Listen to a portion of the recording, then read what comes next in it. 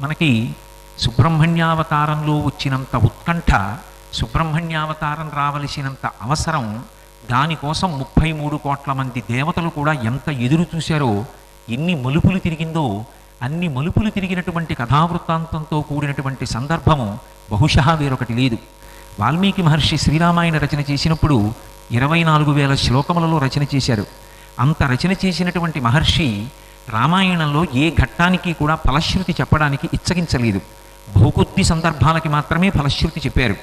అలా చెప్పినటువంటి వాటిలో గంగావతరణం, షణ్ముఖోత్పత్తి అంటే సుబ్రహ్మణ్య జననం ఒకటి. కుమార సంభవాన్ని కాళిదాస మహాకవి రచించినప్పటికీ ఇప్పటికీ పెద్దలు షణ్ముఖోత్పత్తి గురించి పారాయణ చేయవలసి వస్తే బాలకాండలో రామాయణంలో చెప్పినటువంటి షణ్ముఖోత్పత్తినే పారాయణ చేస్తారు. సుబ్రహ్మణ్యోత్పత్తి గురించి వినడం ఎంత గొప్పదిగా పెద్దలు నిర్ణయం చేశారు అంటే, ఒకవేళ గర్భిణి అయినటువంటి స్త్రీ కడుపులో ఉన్నటువంటి పిల్లవాడు